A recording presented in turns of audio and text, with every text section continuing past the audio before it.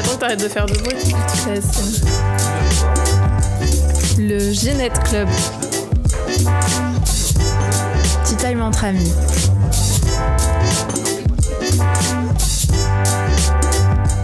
Épisode 2, celles qui ont un genre, avec Raphaël et Clara.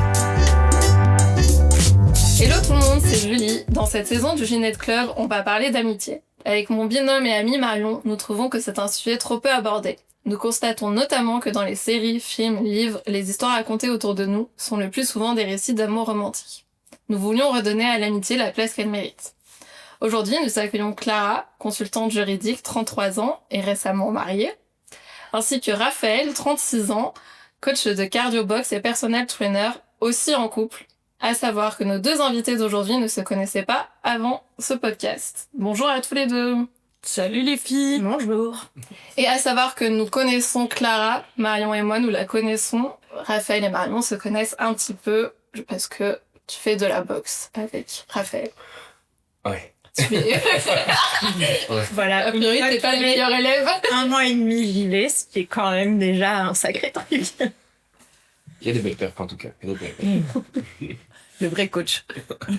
Je vais commencer par une question un petit peu générale que je pose lors de tous les épisodes. Pour vous, l'amitié, c'est quoi ? Clara, si tu veux y aller. C'est une belle question, dit. Alors pour moi, l'amitié, c'est de l'amour, pour commencer. Parce que y a une nana que j'adore qui s'appelle le professeur Dr Hélène Fischer qui parle des 3 types d'amour. Donc elle dit qu'il y a l'amour romantique, dont on connaît tous les tenants et les aboutissants avec des milliers de films, de poèmes, de chansons, de séries sur l'amour romantique. T'as l'amour filial, c'est l'amour familial hyper important, ton frère, ta sœur, tes parents, tes grands-parents, tes cousins. Et puis t'as l'amour amical, qui lui est vraiment très particulier, et je suis absolument d'accord avec vous les filles, je trouve qu'il est sous-traité.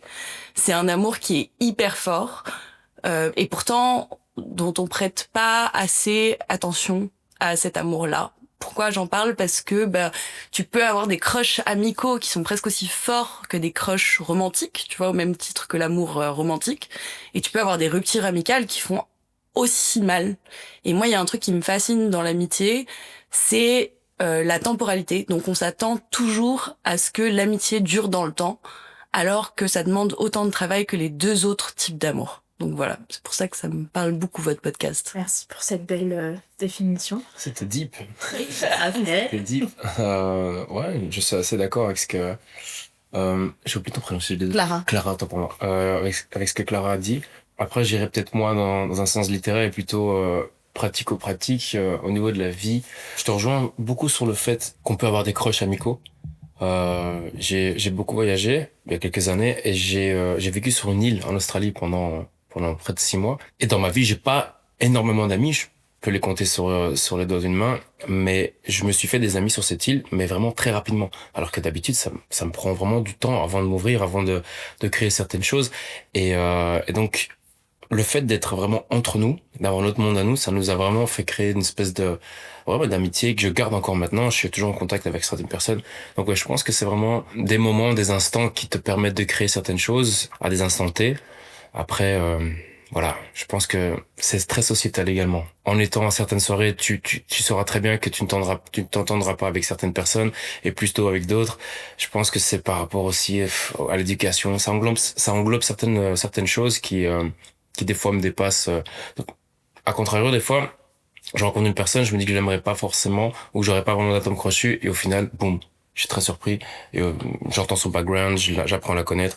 Donc ouais, je pense que c'est des choses qui sont assez diverses et voilà, je sais pas trop quoi dire de plus. Donc en fait, pour toi, l'amitié, c'est un peu au même titre que l'amour, n'a pas ses raisons, quoi. Tu peux être ami avec n'importe qui, ça peut être des crushs amicaux, ça peut être au bout du monde sur une île, et maintenir le lien 8 ans après, malgré tout, quoi. Enfin, je sais pas depuis combien de temps. Pour le coup, je suis parti en 2015 et j'ai encore des amis avec lesquels je parle toutes les semaines. Ouais, Donc oui, même si on se voit plus, ces gens sont toujours à l'autre bout du monde et on reste en contact. On se souhaite, c'est très rapide, hein, c'est des joyeux anniversaires quand c'est la date qui tombe. C'est vite fait parce qu'on est très fan du UFC, donc de MMA et tout ça. Via le sport, on reste en contact, mais sinon, c'est pas comme si on s'envoyait des messages tous les jours. C'est une fois par semaine, le week-end, on regarde nos événements chacun de notre côté, on en parle. Ça dure une journée, une soirée, et après c'est fini. Chacun fait sa vie. mais ça nous permet de rester en contact. Bah, j'aime trop comment toi t'as commencé en disant j'ai 4-5 amis. Parce que avant le podcast, j'ai posé des questions aussi autour de moi et j'ai demandé aux gens combien t'as d'amis. Et souvent la réponse était comme toi. C'était genre bah j'ai 4-5 bons potes. Et c'est vrai qu'on a tous ces 4-5 bons potes que t'appellerais si demain ta mère elle meurt, tu vois. Ouais. Tu fais quoi? Bah t'appelles ces 4-5 personnes parce que c'est ta famille que t'as choisi. Et en même temps, t'as plein d'autres personnes qui gravitent autour de toi et qui correspondent soit à des moments de ta vie, soit à des périodes, des lieux de ta vie, qui correspondent aussi à des amitiés perdues qui se retrouvent plus tard dans le temps, ou des amitiés perdues qui s'éteignent juste parce que la vie coule, tu vois. Ouais, Genre, ça. t'as pas eu de raison de plus être ensemble, et pourtant, ben, en fait, la vie prend son cours et Mhm. ils t'ont accompagné à un bout de chemin, donc je suis à 100% avec toi là-dessus. Si je peux rebondir, on va pas digresser trop, mais par rapport au voyage, j'ai l'impression, enfin les gens qui ont voyagé, qui en parlent, ou moi-même qui ai voyagé assez longtemps, assez loin, c'est un accélérateur de relations le voyage. Tu sais pas pourquoi, mais très vite, t'es proche de certaines personnes parce que t'as pas de repères et les gens avec qui ça match, en général, ça décuple tout ce qui se passe, quoi. Donc c'est très spécial et c'est un lien qui part jamais, même si tu vois plus les gens pendant des années. Oh non, c'est vraiment c'est impressionnant. Et j'avais une théorie en fait parce que je me posais la question comment ça se fait en fait parce que je suis pas comme ça naturellement. Et en fait en y repensant, je trouve que c'est un peu un effet Secret Story.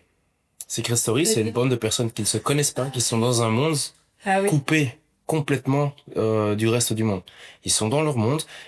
Et je me demandais tout le temps pourquoi ces gens pleuraient, parce qu'il y avait d'autres gens qui partaient, je comprenais pas pourquoi. En fait, c'est la même chose. Les gens sont dans une boîte, ils créent des liens via leur background, via leur vie, leurs histoires, et ça se lie, mais c'est de manière très forte. Et moi, j'ai vécu la même chose. J'étais sur mon île, j'étais coupé du monde, entre guillemets, et je vivais au jour le jour avec eux. Je partageais des moments avec eux, et j'ai vraiment créé des liens forts. Et je comprenais pas comment ça se faisait. C'est exactement la même chose. Et ça m'a frappé parce que je me demandais pourquoi et comment ça se faisait. Maintenant, je sais.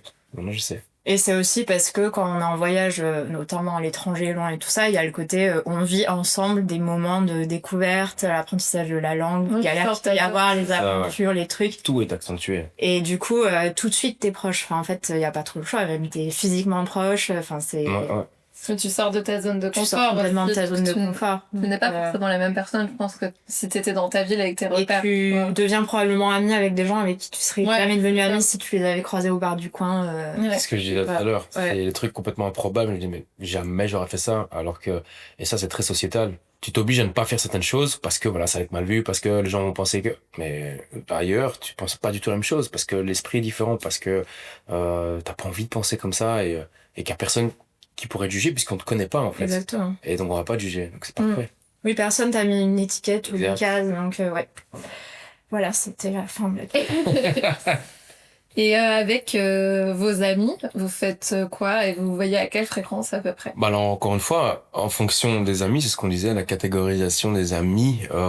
Il y a des piliers qu'on a et ça se voit assez fréquemment. Je dirais une fois par semaine, ou en tout cas on essaye. On va se boire un petit verre à Flagey, de petites terrasses, voilà, pour pas citer d'endroit. Mais voilà. Avec des chaises rouges. La terrasse de Flagey avec les chaises rouges. Voilà, c'est Deuxième table, troisième rangée. exact, on sera là. Et ouais, voilà, on essaie de se voir ou même pour faire des petites activités. Récemment, j'ai été à Raillé. Je connaissais pas du tout l'endroit. C'est près de Liège, si je ne m'abuse. C'est pas tout près. Et j'ai un ami qui a une maison là-bas et on était dans la nature complet et c'était incroyable. J'ai passé un week-end de fou. On était qu'à 4 et c'était incroyable. Simple. Et puis voilà, il y a d'autres personnes que je vois moins, on reste en contact, on essaie de se croiser, mais encore une fois, c'est vraiment plutôt épisodique. Enfin, moi, les piliers, on se concentre là-dessus. Et puis c'est difficile de partager son temps avec tout le monde. On a une vie, on a des obligations, on a des choses à faire, et puis voilà, il faut essayer d'emboîter tout ça. Pas facile. Ouais, c'est pas évident. Je suis désolée, je vais parler de moi, mais je suis un peu dans la même situation que toi. Ça fait 10 ans que je suis partie de mon pays d'origine, et donc j'avais des copains là-bas. Et en bougeant un peu partout dans le monde, bah, j'ai aussi rencontré plein de copains de l'étranger. Donc je suis un petit peu entre les deux. Et dans la question que t'as posée, une de mes questions, c'est est-ce que les coups de téléphone, les appels, parce que je suis une boumeuse, ça compte?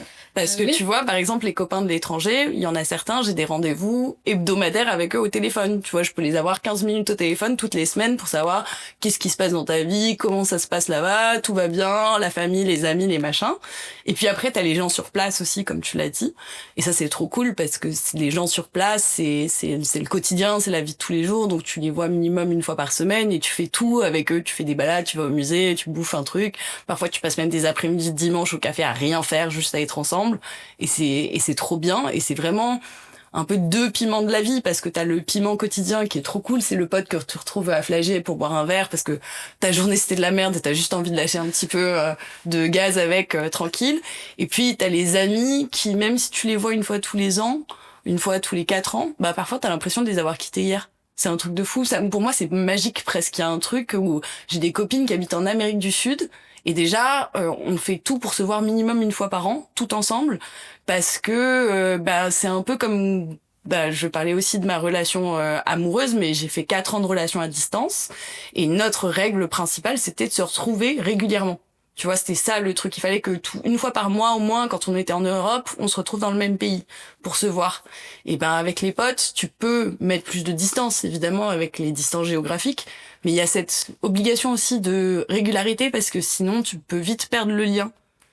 Du coup, tu vas travailler tes relations amicales, en fait, comme ta relation amoureuse. Ouais, je pense que ça demande en tout cas le même taux d'investissement que ta relation amoureuse ou filiale, tu vois, le temps que tu donnes à tes parents, à tes frères et sœurs, tu dois essayer même si c'est souvent la 3e priorité, évidemment, les amis, mais il faut essayer de mettre autant de temps là-dedans parce que sinon, la vie va vite.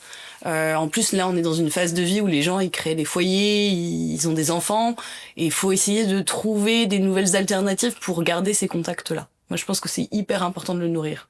Que ça soit physiquement, au téléphone, le téléphone, une petite photo de temps en temps en disant « Regarde, j'ai vu le truc que tu détestes, ça m'a fait marrer. » Tu vois, genre, oui, dans le genre. Mais... c'est des attentions. Exact. Ok. Quelle intervention, Marion? On est bon sur les rebondissements. Ok. Next question.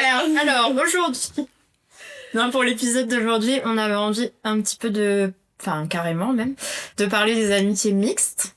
Voilà, voir un petit peu comment ça s'articule, ce que ça peut apporter, et on s'est rendu compte en fait que tout le monde n'avait pas d'amis du sexe opposé, donc c'est aussi pour ça qu'on avait envie de faire un épisode là-dessus. Du coup, question de base, est-ce que vous avez des amis du sexe opposé? C'est une super bonne question. Et en Merci, fait, Clara. quand tu l'as posée, ça m'a fait me poser 1000 autres questions. Donc déjà, pour commencer, moi j'ai analysé ma vie et je me suis rendu compte, tu vois, je pensais toujours que j'étais une nana qui avait des potes de sexe opposé et qui avait pas... Moi, un aparté juste pour bien définir. On enlève par exemple, toi, t'es en couple hétérosexuel, les potes de ton mari. Ouais. Je parle pas des amis qui sont devenus les tiens, mais vraiment des potes comme ça. C'est pas qu'on les compte pas, c'est que, je sais pas si vous allez boire un café juste ensemble, tu vois ce que je veux dire? C'est vraiment amis assez proches, pas des connaissances ou des gens du travail ou... Tu vas me dire ça. Donc, je vais développer mon point, tu vas me dire, parce que là, justement, c'est toute la complexité. Non, mais justement, c'était hyper complexe parce que déjà, j'étais en mode, comment tu définis un ami de sexe opposé? Est-ce que je peux mettre mon frère dedans, par exemple? Parce que mon frère, je l'ai une fois par semaine au téléphone, c'est un de mes meilleurs amis, je lui raconte tout, il me raconte tout. Est-ce que ça compte? Est-ce que t'as une sœur? Non. Parce que sinon, j'allais dire, est-ce que tu mets ta sœur dans tes amis pour voir? Si j'avais une sœur, je l'aurais mise dedans. Mais tu vois, c'était une des questions. La deuxième que j'avais, c'est est-ce que je peux mettre mon mari dedans aussi? Sachant que lui, il considère que non.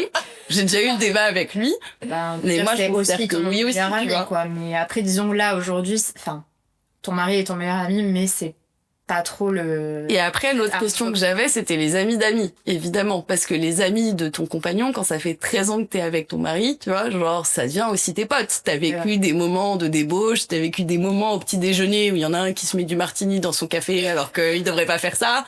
Qui vit les moments d'intervention pour dire à Bros que faut arrêter l'alcool quand même au petit-déj, c'est pas bon pour toi, tu vois. Mais du coup, c'est vrai que j'étais partie du principe que j'avais des potes de l'autre genre, donc du genre masculin. Et en fait, en réfléchissant, je me suis rendu compte que j'en avais pas tant que ça.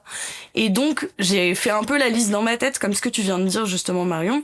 J'ai regardé un peu les amis d'enfance, ceux qui sont ultra platoniques, tu vois, genre le pote qui t'a poussé dans la cour à 5 ans et que depuis est toujours ton pote. Bon, Ok, j'en ai un, tu vois.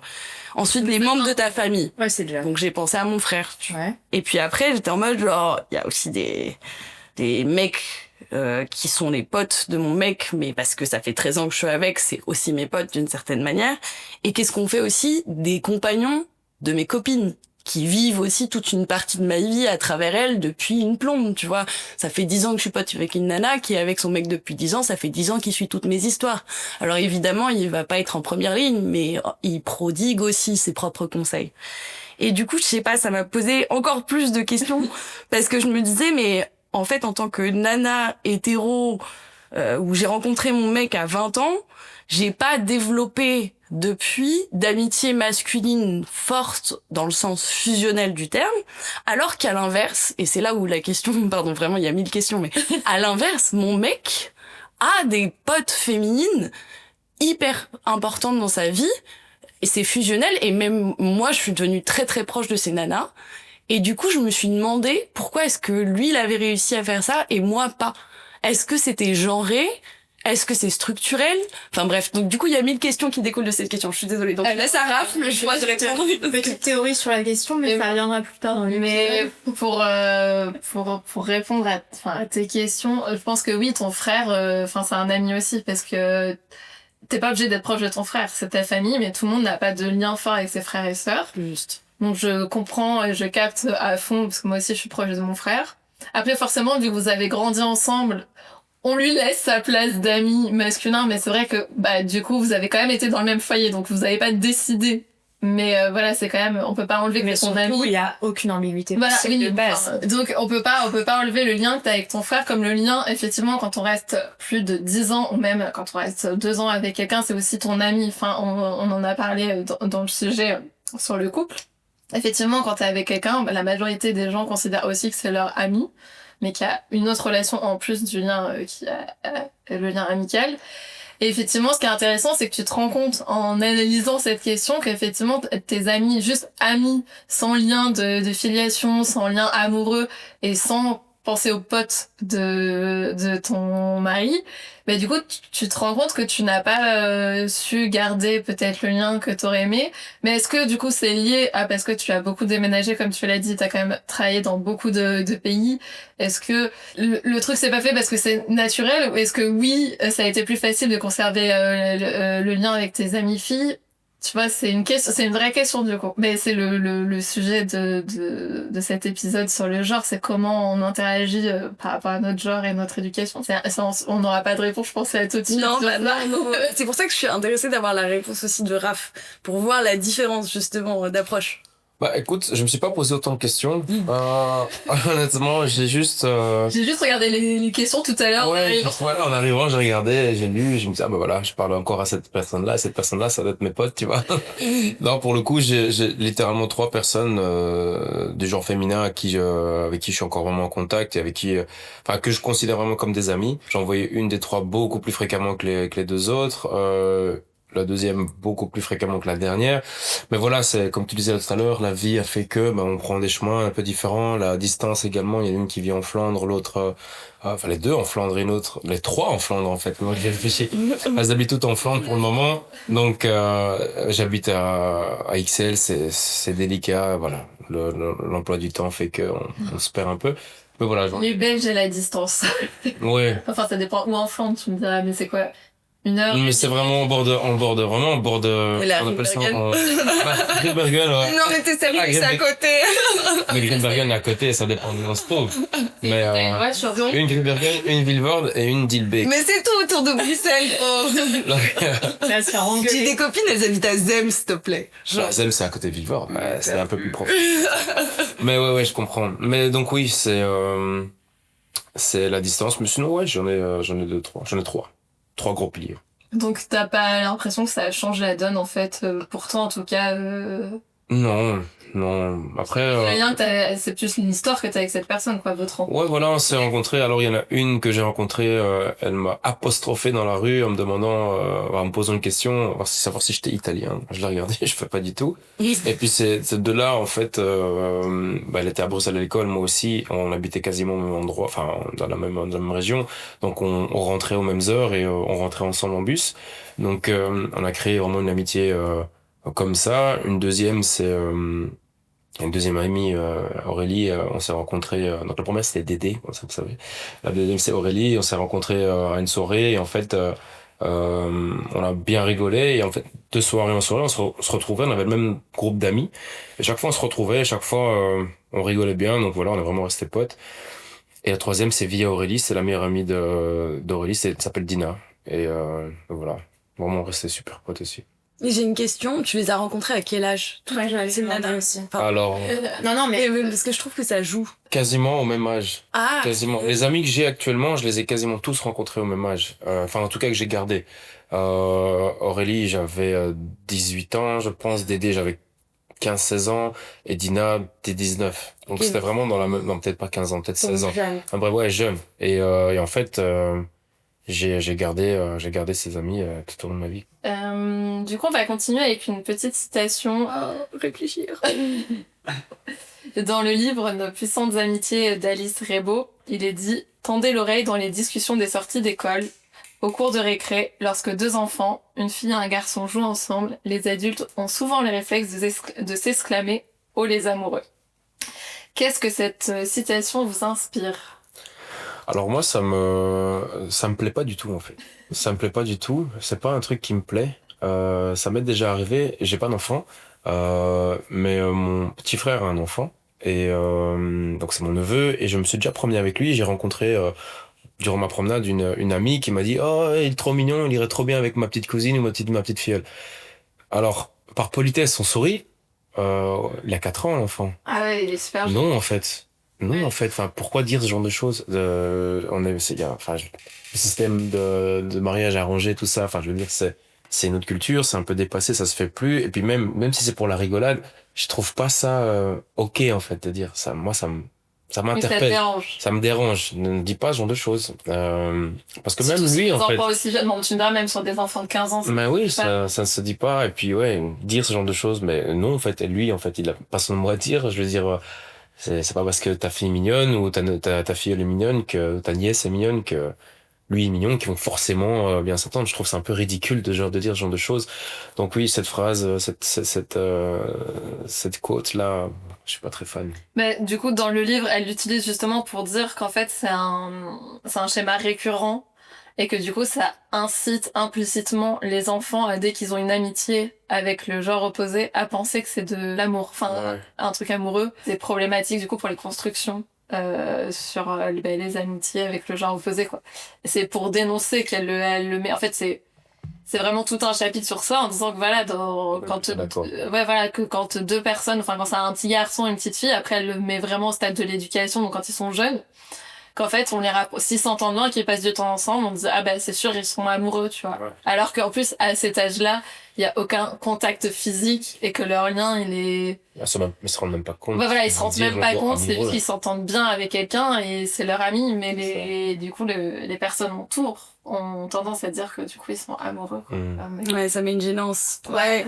Alors moi, ça se voit pas parce qu'il y a pas de vidéo, mais j'étais en train de secouer la tête de façon très nerveuse à côté de toi parce que Amen, je suis tout à fait d'accord avec toi. Pour moi, c'est vraiment une sorte de relan, de carcan patriarcal qui pousse les gens à toujours voir une paire homme-femme comme un ensemble pour procréer. Tu vois, alors qu'en fait un homme et une femme peuvent juste être platoniquement proches. Le coup de l'enfant, c'est vraiment enfin l'exemple de l'enfant que tu as utilisé, c'est hyper clair pour moi parce que c'est vraiment l'idée de faire rentrer la sexualité très tôt alors qu'il y a aucune notion de ça chez un enfant en lui disant ah bah si tu traînes avec ta copine, c'est que t'es un amoureux. Et moi à titre personnel, je l'ai vécu parce que le seul pote dont je parlais juste avant, cet ami d'enfance que j'ai depuis que j'ai 5 ans, tu vois, on rentrait de l'école ensemble régulièrement et on parlait toujours une plombe sur le chemin, tu vois, parce qu'on voulait pas rentrer faire nos devoirs. Et un jour, il y a une maman du quartier qui est allé voir ma maman en disant ah mais j'ai vu que Clara elle traînait avec machin après l'école et tout. Et alors que ce type en question est toujours mon ami aujourd'hui, qu'il est papa, que sa femme est incroyable, que tu vois il est pote avec mon mari aussi. Enfin, il y a jamais eu aucune attraction sexuelle dans cette relation, et l'immixtion de cette femme qui apporte cette idée, c'était un truc qui m'avait choqué dans mon intimité, surtout en plus avec l'adolescence où tu sais pas trop comment tu te places vis-à-vis de la sexualité ou pas. Forcément très bien vis-à-vis de ton corps, vis-à-vis de toi. Voilà. Et toi, on vient d'en rajouter une couche là où tu n'as jamais pensé à ces éléments-là. Et ça, c'est vraiment un truc qui est malsain et que j'essaye de garder en tête, tu vois, quand je m'adresse à des enfants aussi, pour pas répéter ce schéma-là. Et ce qui me fait marrer, et c'est là où la boucle peut être bouclée parfois, c'est que récemment, j'ai fait ça à une femme de 60 balais. C'est-à-dire que j'étais en train de dîner avec le père de mon mec, enfin de mon mari, et il y avait une de ses copines qui était là, qui est venue avec son meilleur ami. Ils avaient une relation un peu étrange, et à un moment donné, je lui ai demandé, tu vois, je lui ai dit, mais est-ce qu'il s'est déjà passé quelque chose entre vous et pas? Et à cause de ça, parce que je me rappelais de cet exemple-là d'enfance, et il y a une auteure aussi qui s'appelle Bell Hooks, qui parle vachement de ce sujet-là et de la masculinité, parce que on dit toujours que c'est patriarcal, mais c'est aussi les nanas qui vont pousser à ce schéma-là, tu vois, dans ce sens-là. D'ailleurs, répéter, tu le disais toi-même, c'est une fille qui t'a dit, ah, mais il irait trop bien avec ma petite nièce ou mon petit, tu vois. Et donc, c'est à nous de casser ces schémas-là, et ça vient instinctivement, donc c'est un combat de tous les jours, quoi. Mais bon, peut-être que j'ai un peu poussé le truc. C'est un peu loin dans mon délire. Tout à fait ce que tu veux dire, je suis complètement d'accord. C'est vraiment déplacé, je trouve. Ouais. C'est des choses qui se disent pas, en tout cas qui se disent plus. Je sais pas si même à l'époque ça devait se dire, mais moi, je suis pas ok avec ça. Mais encore une fois, c'est marrant parce que c'est mignon de le dire, et encore, je trouve pas ça mignon, mais le dire, oui, d'accord, mais dans quel but? Je veux dire, pourquoi dire ça? Elle irait trop bien avec mais Parce qu'en plus, il y a tellement de choses qui rentrent en compte. Non, en fait, non, ne dis pas ça. Il est mignon, d'accord, ma nièce est mignonne, ok, très mignonne, voilà, c'est tout. Mais en plus, il y a cette espèce d'obsession de mettre tout le monde en couple. Mais Ah, en fait, ça paraît mignon en mode, bon, peut-être qu'elle dit ça aussi pour, je sais pas, pour dire quelque chose qui vous rapproche, tu vois, donc elle pense pas à la portée de la phrase, mais un enfant, il a quand même sa réflexion, qu'il ait 5 ans, 8 ans ou 10 ans, et donc il entend tous les jours que, il a une amoureuse ou pas, ou tiens, s'il en a pas, est-ce que c'est problématique? Donc c'est ça aussi, de se demander comment l'enfant reçoit l'information, tu vois. C'est qu'est-ce que du coup lui il se pose, je me dis, comme question quand il entend tous les jours c'est mon amoureuse ou c'est mon amoureuse. Enfin, puis en plus du coup pour l'avenir ça veut dire que t'as même plus envie d'être amie avec une femme ou à l'inverse avec un homme, parce que t'as peut-être peur aussi de ce genre de réaction. Bon, je pousse peut-être encore une fois un peu l'exemple, tu vois, mais tu dis ah merde, si je traîne avec cette nana, vraiment emmerdé avec ça. C'est ça. Voilà. Comme tu dis, à l'adolescence, en plus, ça peut mettre une gêne entre deux potes qui n'avaient jamais pensé à ça. Puis on commence à leur dire ça, et du coup, ils se regardent un peu, non, oui, j'avais pas pensé avant, mais, enfin. Ouais. 100%. Faut qu'on se débarrasse de ce genre de réflexe. Alors qu'en plus, justement, quand t'es jeune, je trouve que c'est hyper, limite, innocent ou sain. Ouais.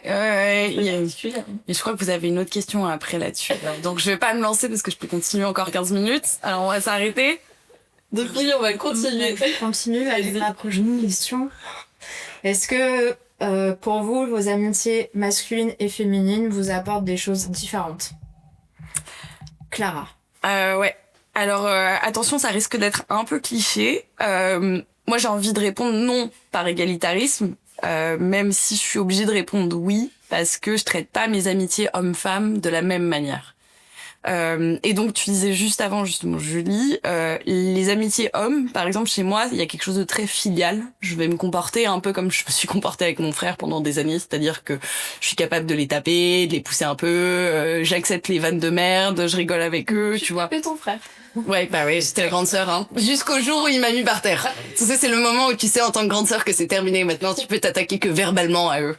Plus physiquement. Nico, je pense à toi. Et puis, chez les nanas, c'est encore différent. Et c'est pareil, ça va être hyper genré ce que je dis, mais parce qu'il y a aussi une attache émotionnelle hyper forte.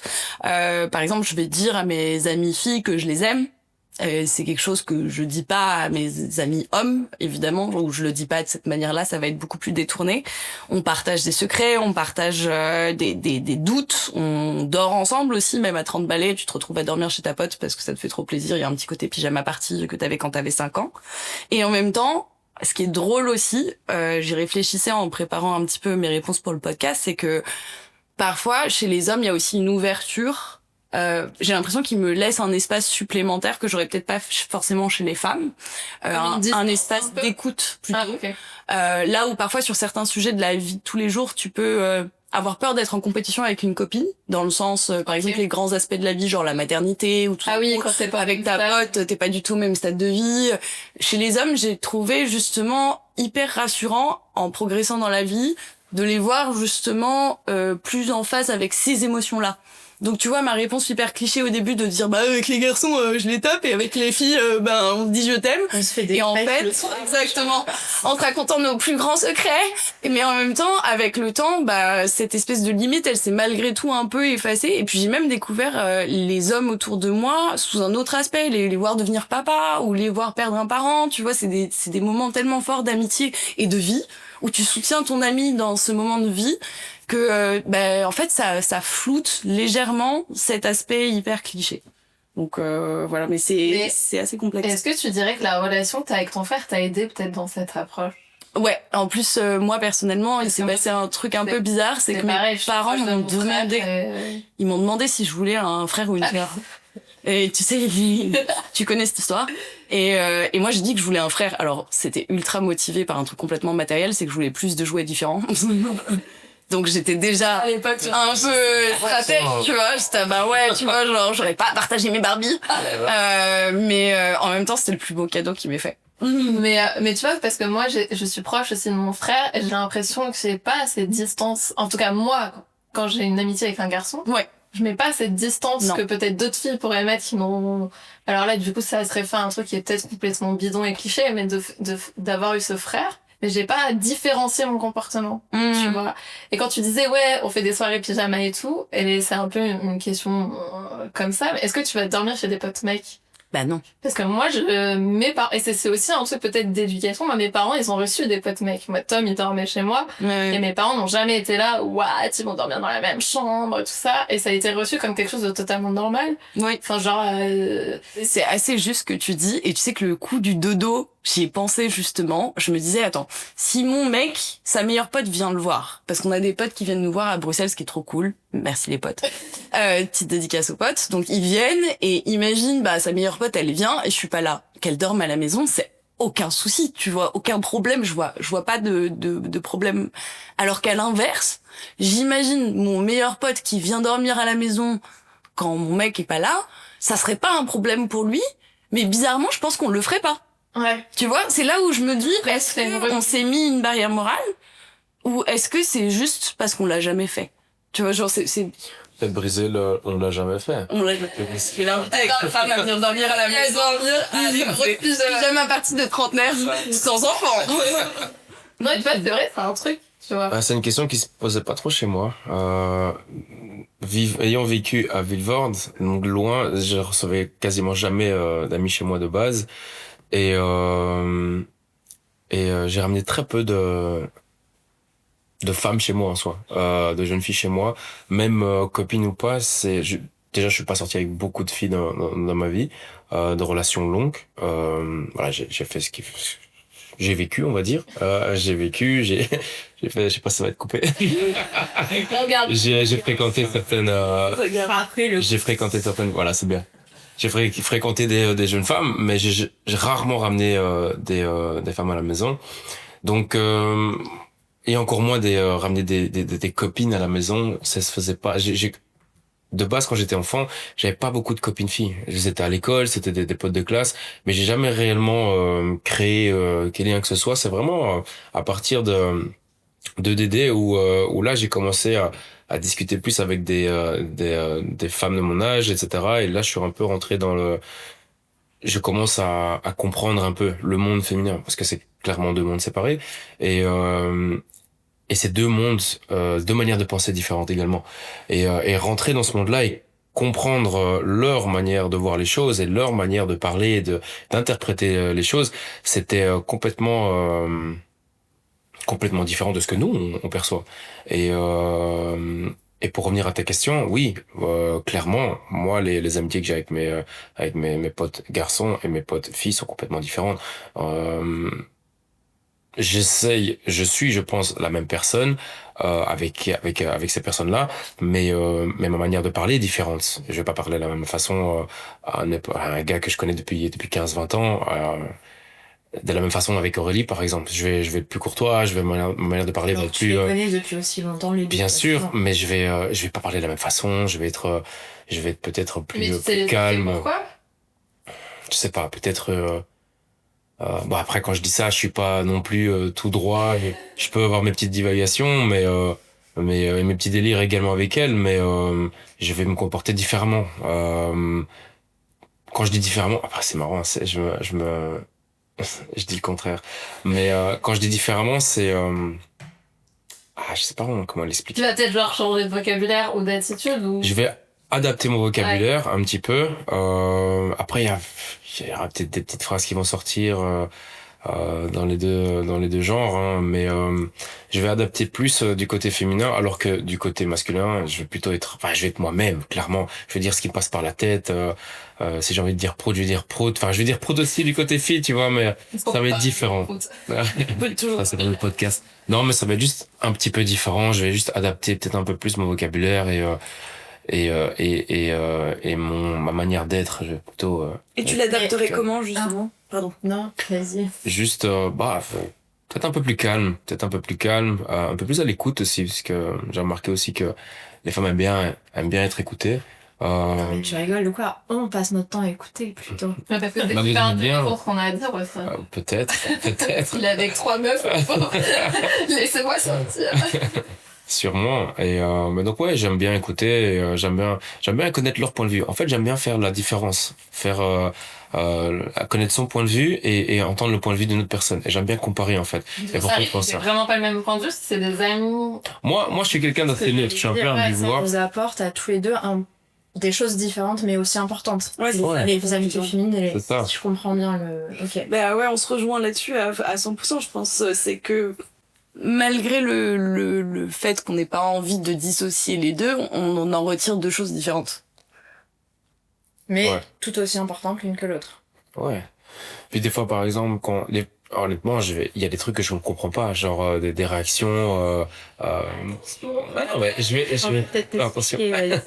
Non mais juste Il y a des. intéressant, vas-y. Même personnellement, avec ma copine, des fois, il y a des réactions que je ne m'explique pas et j'en parle avec elle évidemment, mais j'aime bien avoir le point de vue, par exemple, d'une de mes potes, Aurélie ou Dédé. Je vais leur demander, t'aurais réagi comment? Et elle me dit, et puis des fois elle me donne son point de vue, on en rigole, tu vois. Après je reviens vers ma copine et je lui en parle et on en rigole également. Mais c'est j'aime bien comprendre en fait, j'aime bien comprendre les choses et quand il y a un truc qui me frustre ou qui va pas dans mon sens ou autre, j'aime bien me retourner vers une personne que je connais, par exemple du même sexe. Et je demande son avis et je me dis c'est ok ou c'est pas ok ou c'est moi qui suis peut-être un peu trop rigide ou est-ce que c'est moi qui suis peut-être un peu trop pas assez rigide. Donc j'aime bien me remettre en question via les autres.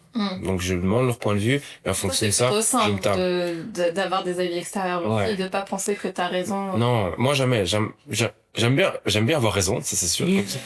Comme toute personne qui se respecte, je pense. Mais il y a un moment où, si maintenant ça bute, j'aime bien savoir. Je fais un step back et je me demande, ok, est-ce que je suis bien dans mes chaussettes? Est-ce que je vois juste? Est-ce que je dois pas avoir un petit avis extérieur? Et quand je le sens, je sens le besoin, je fais un petit step back, je demande un avis extérieur et en fonction de ça, je vois. Si maintenant je suis complètement à côté de mes pompes, bah voilà, je fais ok, bah écoute, désolé, tu vois. Sinon, bah, si je vois que ça se rejoint, je fais ok, ça me conforte dans l'idée que j'avais peut-être raison. Tu vois. Et c'est peut-être un peu cliché, mais toi, du coup, Clara, t'as déjà plus ou moins répondu. Est-ce que tu dirais que tu te confies plus sur tes émotions, enfin tout ce que tu ressens à tes amis filles qu'à tes amis garçons? Mais encore une fois, les deux. Mon meilleur ami est très émotif, donc j'ai jamais eu de mal à me tourner vers lui pour lui donner pour lui donner mes états d'âme, ou lui faire part de mes états d'âme et demander des conseils à ce niveau-là. T'avais Et, une oreille pour ça, quoi. J'avais une oreille, même deux. Voilà, on a vécu, on a eu des petits déboires amoureux, tout ça. Et moi, je me suis toujours tourné vers lui naturellement. Et il a toujours eu une bonne oreille. Il a toujours prodigué de bons conseils, etc. Donc, autant fille que garçon pour le coup. En tout cas, personnellement, j'ai toujours été des deux côtés. Cool. Ouais. Et je rectifie ce que j'ai dit. Juste, en effet, j'ai tendance à parler beaucoup plus de sentiments et d'émotions avec mes amis filles, mais ça veut pas dire que les amis garçons sont pas aussi d'une grande écoute pour tout ce qui est émotion. Ils peuvent être même parfois surprenants dans les conseils qu'ils prodiguent, parce que comme tu l'as bien dit, il y a des approches différentes et souvent ils mettent la lumière sur des aspects que t'as pas vu toi en premier. Bon, là, on arrive aux questions croustilles.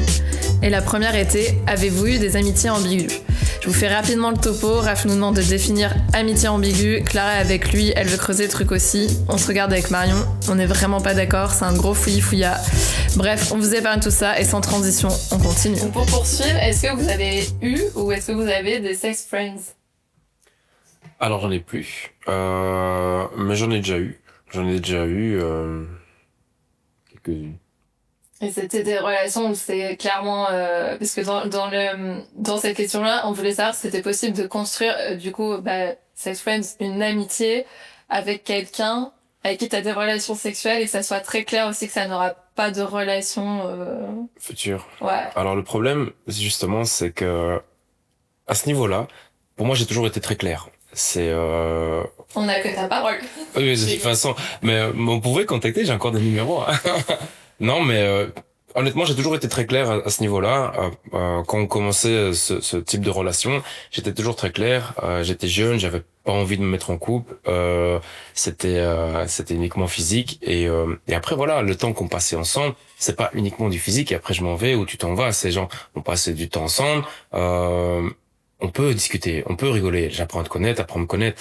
Mais voilà. Et on sort un peu de la sphère sentimentale, c'est vraiment du physique et on apprend à se connaître et on apprend à créer vraiment cette relation entre guillemets amicale. Après, le problème, c'est que personnellement, ça m'est jamais arrivé, mais chaque fois que j'ai eu une sex friends, il y a toujours des sentiments qui ont naquis et donc à partir de ce moment-là, moi ça me plaît pas, ça faisait pas dans l'accord initial. Donc à partir de ce moment-là, moi voilà, je prenais un peu la tangente et j'expliquais en fait que malheureusement c'est pas ce qu'on avait convenu. Donc voilà, je mettais un peu un terme à ce genre de relation. Et c'était des filles, pardon, je me permets, que tu connaissais avant ou vous vous êtes un peu rencontrés pour ça? Enfin, vous êtes vu une fois ou alors sur une appli ou que c'est... Non, c'était voilà des filles que j'ai rencontrées. La vie a fait qu'on se mette, qu'on soit sur la même route pendant un petit moment. Après voilà, on n'était pas exclusifs. Je veux dire, j'avais une sex friend, j'en avais une autre pendant le même moment. De temps en temps, j'étais sur deux trois personnes différentes et voilà, c'était on vivait nos moments ensemble et à chaque fois c'était j'étais concentré sur le moment présent, je vais dire, et puis après j'allais voir une autre personne et on faisait la même chose et à partir du moment où ça devenait trop au niveau émotion, bah voilà, je mettais un terme. Moi, j'ai envie de dire champion. Ouais, non, moi je vais rien dire parce que je suis out du game depuis bien trop longtemps, donc je n'ai pas eu de sex friends. Est-ce que vous êtes toujours amis ou en contact avec certains ou certaines de vos ex? Bon, toi du coup, Clara, vu que ça fait très longtemps que t'es en couple. Ouais, il y en a pas beaucoup, mais non, moi j'ai jamais réussi à faire la transition amour romantique, amour amical.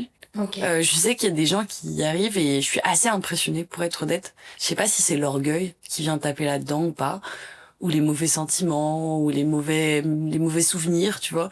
Je me suis déjà retrouvée à me cacher derrière une poubelle à côté de mon mari dans la rue parce que j'avais croisé un ex. Hein. Wow. Donc ouais, je me suis cachée genre jetée derrière la poubelle. Je revois le moment genre c'était comme dans les Vraiment pas le je sais pas pourquoi, mais je voulais... terminé ou Ouais, ça s'était mal terminé, il m'avait trompé et tout, mais c'est plus genre je voulais même pas le voir physiquement. Tu vois, et c'est mon mari actuel qui m'a tiré de la poubelle pour lui dire bonjour. Il m'a obligé. Ah, il m'a obligé. Ouais, t'aurais dû l'avoir fait après. Bah T'as dit quand même, au moins ça c'est... ouais, peut-être, tu vois, genre, mais enfin, je sais pas pourquoi j'ai eu ce réflexe, c'était trop drôle, j'ai Est-ce vraiment, que- genre, je me suis vue voler derrière une poubelle, quoi, genre. Est-ce que ton ex, du coup, Est-ce qu'il a vu que tu avais essayé de te cacher? Bah, je pense, parce que c'était vraiment en pleine rue, genre, tout le monde l'a vu, tu vois. Il y avait vraiment, je sais pas pourquoi j'ai eu ce réflexe, tu vois. Ça doit être trop. Mais C'est la survie, des fois. c'est ça, t'as un peu survie en mode genre, je veux même pas voir ta gueule, c'est à ce point-là. Mais ça, c'est pas juste, parce que si je touche du bois. Désolée pour le micro. Mais si jamais je me séparais actuellement de la personne avec qui je partage ma vie depuis 13 ans, je pourrais pas considérer de ne pas lui reparler. Tu vois, genre, enfin, c'est 13 ans de souvenirs, de mémoire, d'imagination, de projets ensemble. Je pourrais pas couper tout du jour au lendemain. Donc, je pense que ça dépend de la personne. Oui, et c'est que là, des t'étais situations. quelqu'un, du coup, t'étais beaucoup plus jeune. Oui, Enfin, voilà, exactement. C'est gênant de ça reparler dépend des gens. de la teneur de ouais. ta relation amoureuse et que si t'es aussi amie avec ton mec ou ta copine de base, il te reste quelque chose après parce que tu partageais pas juste, on sait plus, un peu la passion, le truc, t'as autre chose en commun, t'as un socle amical, donc c'est peut-être plus facile après de... Ouais, je sais pas, t'as un avis là-dessus, justement, Raph? Bah, Alors, je suis toujours en contact avec une ex, je vais appeler ça comme ça. Oui, on se parle vraiment très très très rarement. En fait, on a des amis en commun et dans le cadre de mon boulot, bah, je coach une de nos amies en commun et donc elle réagit à mes stories que je poste de temps en temps sur Instagram. Et elle meurt d'envie de faire du sport, mais apparemment elle nourrit beaucoup d'angoisse à l'idée de commencer justement le sport. Alors j'ai du mal à comprendre pourquoi, mais voilà, j'essaie un peu de la pousser justement à sortir de ce prisme angoisse et à l'inviter justement vers une séance ou deux même et pourquoi pas commencer. Mais voilà, c'est vraiment le seul moment où on discute, sinon Donc c'est pas devenu une super amie, c'est juste... non, pas du tout. Littéralement, on se voit jamais. Mm. Je l'ai pas vu depuis facilement 2 ans là maintenant. Je l'ai croisé une fois en sortie, mais Oui, vous avez pas décidé de vous voir. non, jamais. Du coup, on va arriver petit à petit à la fin de l'épisode et on va vous poser quelques questions qu'on pose lors de tous les épisodes. Et donc la première question, c'est est-ce que vos relations amicales sont ou ont-elles été vecteurs d'évolution personnelle pour vous en tant qu'individu? J'ai combien de temps pour la question? Pour la On a dépassé le temps. Vous avez 2 heures. Ok. On a dépassé. C'est dur de dire non, hein. Les relations amicales te font évoluer à tellement de moments différents de ta vie, pour différentes raisons, différentes demandes. Tes amis du secondaire ne seront pas les mêmes amis que ceux que tu rencontres à l'université, qui ne rencontreront pas la même personne que tu seras aussi dans le monde du travail. Donc ça t'accompagne, ça te nourrit, c'est vraiment un échange permanent. Et ce qui est hallucinant, c'est aussi de voir l'impact de tes amitiés sur le reste de ta vie. Donc ça peut être ta relation amoureuse, de voir les fusions de groupes, de voir aussi les échanges de gens. Moi, ça m'a toujours fascinée comme tout de suite, mon mari m'a présenté ses copains. Genre, il y a 13 ans, le premier truc qu'on a fait, le premier date, c'est il m'a présenté ses potes. Et à l'inverse, aujourd'hui, il est tellement dans ma vie, il y a tellement peu de gens qui l'ont rencontré, enfin, qui m'ont rencontré sans le rencontrer, que même mes amis à moi contactent Thomas pour avoir de mes nouvelles, tu vois. Donc c'est à ce point-là que ça s'est mélangé et ça a nourri aussi notre relation amoureuse dans le sens où parfois on a eu des débats fondamentaux entre nous et c'est parce que je vais avoir l'appui d'une amie féminine de Thomas qui va me soutenir dans une perception féminine, comme tu disais plutôt quand tu parles à tes amies femmes qui te donnent une autre approche sur la situation. Je me suis fait aider dans des discussions de couple par les amies femmes de mon mec qui m'ont permis de faire pousser des idées ou une vision que moi j'avais.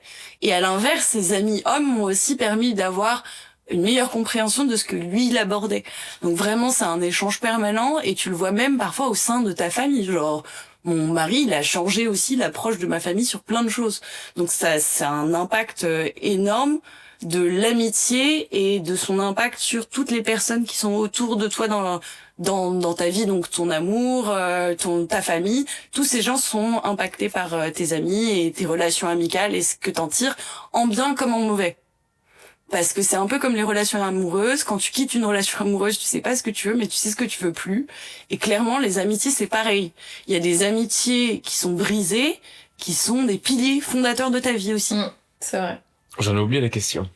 C'était Est-ce que pour hyper toi, tes intéressant. relations amicales sont ou ont été vecteurs d'évolution personnelle, de toi en tant que personne, pour toi en tant que personne? Ouais, je dirais oui, bien sûr. Là, je vois où était le fil un peu. Je l'avais perdu. Oui, bien sûr. Encore une fois, de par les échanges qu'on a avec les personnes qu'on côtoie tous les jours, c'est des différents backgrounds qu'on apprend à connaître et bien sûr, ça nous fait évoluer dans plein de domaines, que ce soit dans la vie de tous les jours, ouais, le côté amical, le côté amoureux, peu importe. C'est vraiment des choses qu'on partage et ça nous fait évoluer, ouais, clairement. Que ce soit féminin ou masculin, franchement. Le côté féminin m'a plus fait mûrir, je dirais. On est forte. Vraiment. Tous les invités masculins disent la même chose. Mais c'est incroyable. C'est fou. Et Thomas a dit ça tout à l'heure. Mais parce que il savait, je pense qu'il... Non, je rigole. Il l'a dit de son plein gré. Est-ce que vous avez des références de séries, livres, films qui parlent d'amitié? Amitié globale, hein, pas par rapport au thème du genre, mais l'amitié en général. On avait discuté le Star of Friends, qui me venait directement à l'esprit. Et puis en réfléchissant un peu plus, j'avais vu un film, vous connaissez très certainement, Thelma et Louise, qui est un super film un peu dramatique, mais qui met vraiment bien en évidence qu'une amitié peut créer, peut accomplir entre guillemets. Donc ouais, c'est deux références là, je dirais. À ce moment-là, il a fallu que je ramène ma fraise comme à chaque fois qu'on mentionne Thelma et Louise, pour dire qu'un des grands moments du film est l'apparition de Brad Pitt qui est magnifique. Bon, clairement, on le voit que 5 minutes et tout le monde s'en fout. Du coup, c'est parti en débat cinéma. J'adore Brad. J'adore Brad. Je suis un très grand fan. Ah bah voilà, on gardera. Même dans 3, on peut garder cette... C'est moi qui fais le Surtout montage. dans 3. Il est excellent Ah ouais, dans 3. mieux que Eric Bana. Eric Bana meurt, donc Brad Pitt est meilleur. Bah attends, Mais on parle du même 3 Ouais. mais dans 3, Achille il meurt à la... Ah non mais Hector quoi. Ouais, mais Ouais, Hector, j'avoue, mais Bana meurt avant. dans ce film... Non mais Hector. Oui, je sais. C'est Achille qui tue, Mais Hector, Le- Hector pour moi c'est comme Vigo quoi, c'est comme Aragorn quoi, c'est un côté quand même... On fera un autre podcast sur Ouais, ça. on va finir Nous, on sera team cancel, elle sera team tous les autres. on terminera au goûter, on va terminer Ok, d'accord. Là. Bon, moi j'avais une liste longue sur comme le bras, donc j'ai essayé de réduire ma liste. Alors pour les séries, bah comme tout le monde j'avais Friends, mais j'ai rajouté aussi Platonique, qui est une série avec Seth Rogen qui est vraiment stylée sur l'amitié homme-femme platonique. Et Sex and the City parce que je suis une grosse fan et surtout que en meuf j'ai réalisé en le regardant beaucoup plus tard que Carrie est une très mauvaise pote. J'ai jamais regardé cette. Carré, Eh ben, on la déteste. mais À ce point-là, vraiment. c'est une mauvaise amie. Mais après, Elle c'est Non, mais elle est agaçante. De toute façon, elle est agaçante. C'est Sarah Jessica Parker qui joue dans le. Ça, Ouais, j'ai jamais regardé cette. Et incroyable. Miranda. C'est si bien ça. Évidemment. C'est très girly sans vouloir être C'est péjoratif. non. très 90s plutôt. Ouais. Ouais, c'est- Dis-toi, la première saison, c'est littéralement genre des retournements de caméra où t'as Carrie qui se retourne vers la caméra et qui raconte des trucs. Et pour de vrai, cette partie-là, c'est marrant. Ok. Maintenant, après, c'est quand même... Après, il y a quand même plusieurs personnages Non, mais féminins. c'est quand même girly. D'accord. Mais c'est très New York dans les années 90, tu vois, genre...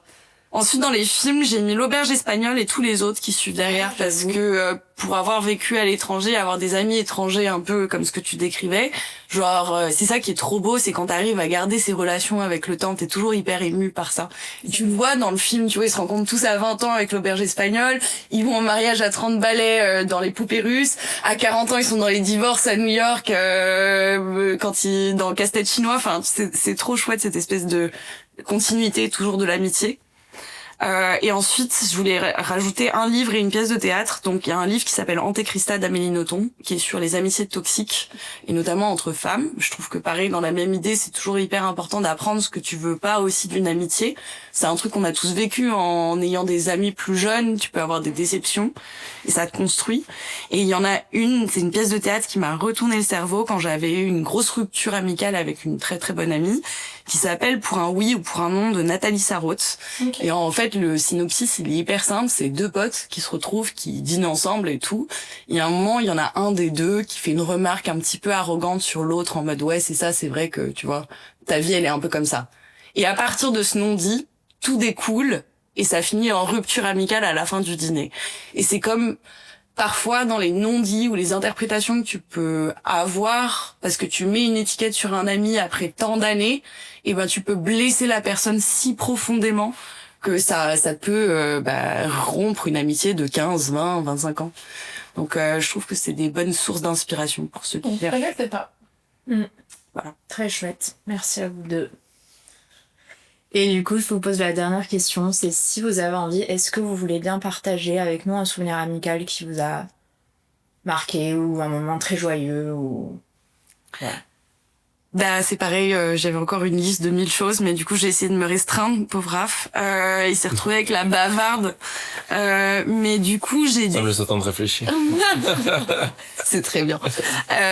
J'ai décidé de parler d'une amie particulière qui s'appelle Anaïs, que j'avais croisée sur les bancs de la fac, de l'université, que j'avais vu une fois en voyage à Madrid. Je l'ai croisée devant un Burger King, et puis on s'est revus un an après. Donc tu vois, on parle vraiment de un date, on va dire amical, un deuxième date amical, et un troisième un an après, où on se met autour d'un café, on parle de la Russie, on se dit qu'on a envie d'aller en Russie pour visiter, et en fait au bout de 3 fois où on s'était vu dans nos vies, on est parti en Russie. Et ça c'était il y a 13 ans, et c'était au moment où j'ai rencontré mon mari. Donc elle a vécu toute l'histoire de la rencontre, de la séduction. Ensuite, elle est partie vivre en Angleterre pour le travail. Lui, mon mari est parti vivre chez elle à ce moment-là parce qu'il devait être à Londres pour une raison particulière. Puis moi, je suis partie vivre aux États-Unis et je suis repartie, et elle est partie vivre aux États-Unis. Et malgré tous ces changements, toutes ces digressions, elle a vécu chez ma mère à un moment donné. Moi, j'ai vécu dans sa famille aussi.